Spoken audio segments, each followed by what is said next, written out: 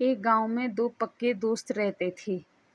8 साल का गुड्डू और 10 साल का संजू। दोनों बहुत ही तेज और शरारती। एक दिन खेलते खेलते दोनों विद्यार्थी गांव से बाहर चले गए। वह घर वापसी कर ही रहे थे कि पांव फिसलने से संजू एक गहरे गड्ढे में गिर गया। संजू जोर जोर से रोने लगा। गुड्डू उसे चुप होने के लिए कह रहा था।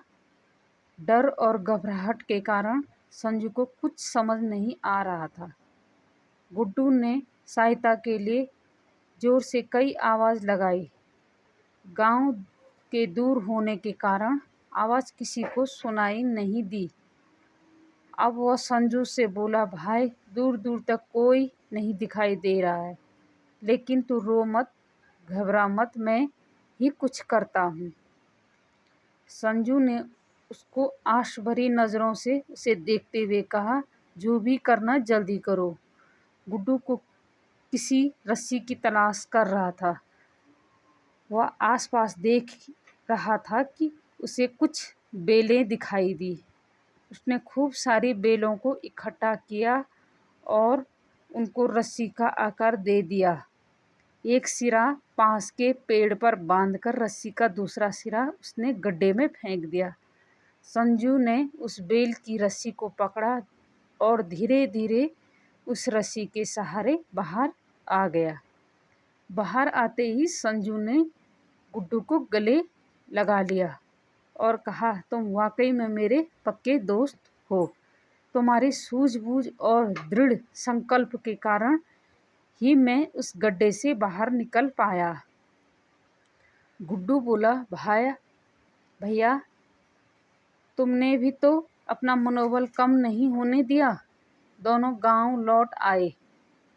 घर में जब उन्होंने ये बात बताई तो किसी ने उनकी बात पर यकीन नहीं किया। संजू की माँ ने तो सुनते ही बोला, तू तो गुड्डू से 2 साल बड़ा है, भला वह तुझे ऊपर कैसे खींच सकता है। चौपाल से घर लौटे दादाजी चौखट पर खड़े खड़े ये बातें सुन रहे थे। उन्होंने कहा, क्यों संजू की माँ, ऐसा क्यों नहीं हो सकता है।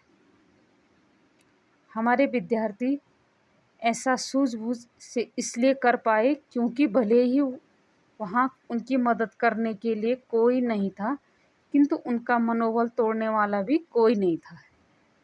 इसलिए अपने मनोबल और समझ का प्रयोग करते ही गुड्डू ने संजू की जान बचाई। संजू और गुड्डू एक दूसरे को देखकर मुस्कुरा रहे थे और अपनी हिम्मत और सूझबूझ पर गर्व महसूस कर रहे थे। दादाजी की आवाज़ से उनका ध्यान टूटा और दादाजी कह रहे थे, तुम आगे से खेलने के लिए इतना दूर नहीं जाओगे। इस कहानी से यह तात्पर्य है कि दृढ़ संकल्प और मनोबल से कोई भी कठिन कार्य सजगतापूर्वक किया जा सकता है।